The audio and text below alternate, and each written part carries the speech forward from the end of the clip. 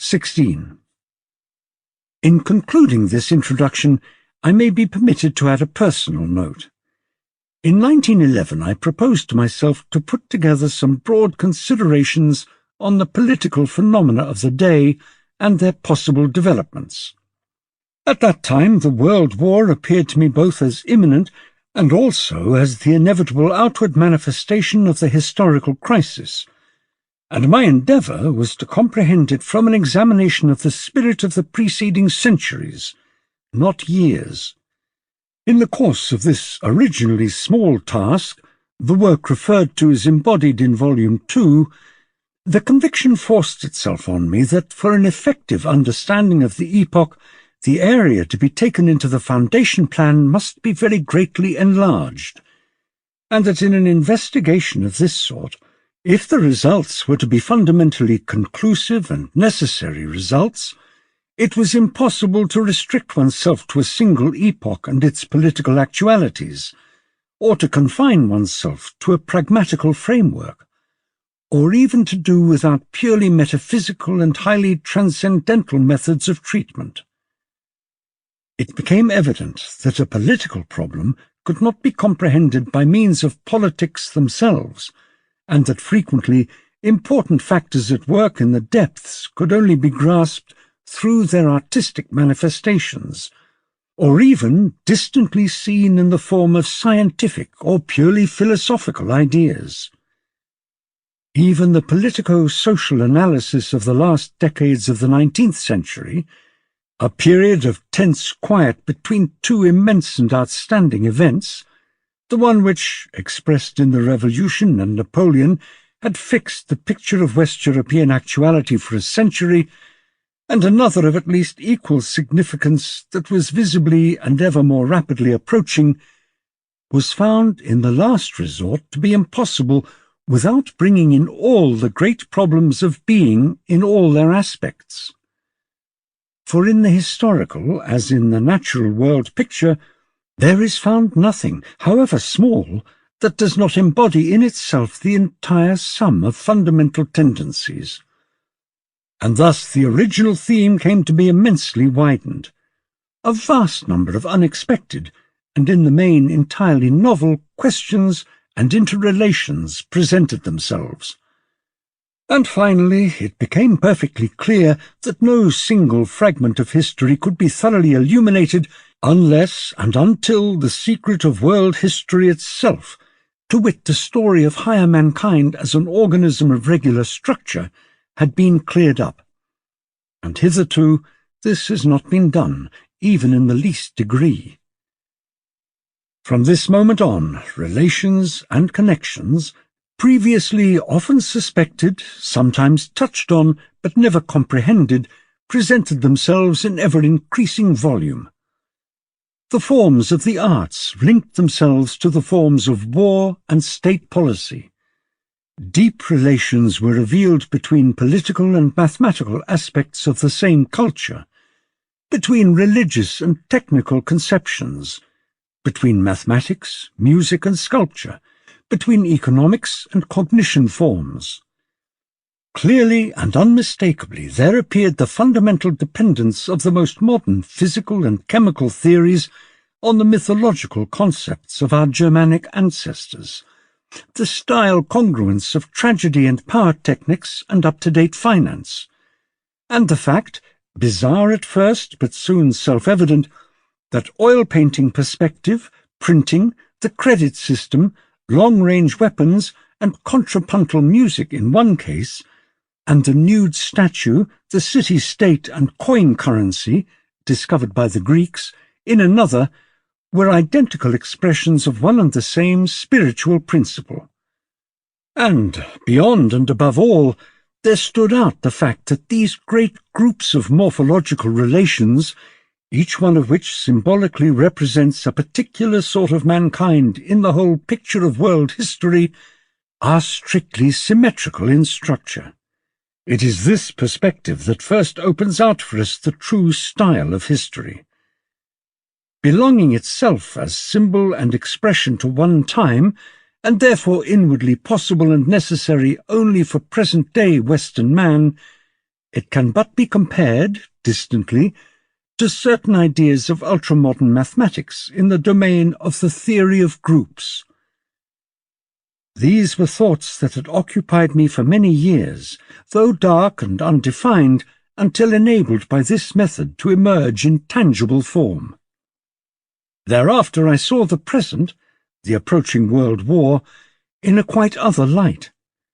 It was no longer a momentary constellation of casual facts due to national sentiments, personal influences, or economic tendencies endowed with an appearance of unity and necessity by some historian's scheme of political or social cause and effect, but the type of a historical change of phase occurring within a great historical organism of definable compass at the point preordained for it hundreds of years ago. The mark of the great crisis is its innumerable passionate questionings and probings. In our own case, there were books and ideas by the thousand, but scattered, disconnected, limited by the horizons of specialisms as they were, they incited, depressed, and confounded, but could not free. Hence, though these questions are seen, their identity is missed. Consider those art problems that, though never comprehended in their depths, were evinced in the disputes between form and content, line and space, drawing and colour, in the notion of style, in the idea of Impressionism and the music of Wagner. Consider the decline of art and the failing authority of science, the grave problems arising out of the victory of the megalopolis over the countryside, such as childlessness and land depopulation, the place in society of a fluctuating fourth estate, the crisis in materialism, in socialism, in parliamentary government, the position of the individual vis-à-vis the state, the problem of private property with its pendant, the problem of marriage. Consider at the same time one fact taken from what is apparently an entirely different field, the voluminous work that was being done in the domain of folk psychology on the origins of myths, arts, religions, and thought, and done, moreover, no longer from an ideal, but from a strictly morphological standpoint. It is my belief that every one of these questions was really aimed in the same direction as every other, viz., towards that one riddle of history that had never yet emerged with sufficient distinctness in the human consciousness. The tasks before men were not, as supposed, infinitely numerous. They were one and the same task. Everyone had an inkling that this was so, but no one from his own narrow standpoint had seen the single and comprehensive solution. And yet it had been in the air since Nietzsche, and Nietzsche himself had gripped all the decisive problems, although, being a romantic, he had not dared to look strict reality in the face. But herein precisely lies the inward necessity of the stock-taking doctrine, so to call it. It had to come, and it could only come at this time. Our skepticism is not an attack upon, but rather the verification of our stock of thoughts and works. It confirms all that has been sought and achieved for generations past, in that it integrates all the truly living tendencies which it finds in the special spheres, no matter what their aim may be. Above all, there discovered itself the opposition of history and nature through which alone it is possible to grasp the essence of the former. As I have already said, man as an element and representative of the world is a member not only of nature but also of history, which is a second cosmos different in structure and complexion, entirely neglected by metaphysics in favour of the first. I was originally brought to reflect on this fundamental question of our world consciousness through noticing how present-day historians, as they fumble round tangible events, things become, believe themselves to have already grasped history, the happening, the becoming itself. This is a prejudice common to all who proceed by reason and cognition, as against intuitive perception. and it had long ago been a source of perplexity to the great Eleatics with their doctrine that through cognition there could be no becoming, but only a being, or having become. In other words, history was seen as nature, in the objective sense of the physicist, and treated accordingly. And it is to this that we must ascribe the baneful mistake of applying the principles of causality, of law, of system, that is, the structure of rigid being, to the picture of happenings. It was assumed that a human culture existed just as electricity or gravitation existed, and that it was capable of analysis in much the same way as these. The habits of the scientific researcher were eagerly taken as a model, and if, from time to time, some student asked what Gothic or Islam or the polis was, no one inquired why such symbols of something living inevitably appeared just then and there, in that form, and for that space of time. Historians were content, whenever they met one of the innumerable similarities between widely discrete historical phenomena, simply to register it, adding some clever remarks as to the marvels of coincidence, dubbing Rhodes the Venice of antiquity, and Napoleon the modern Alexander, or the like.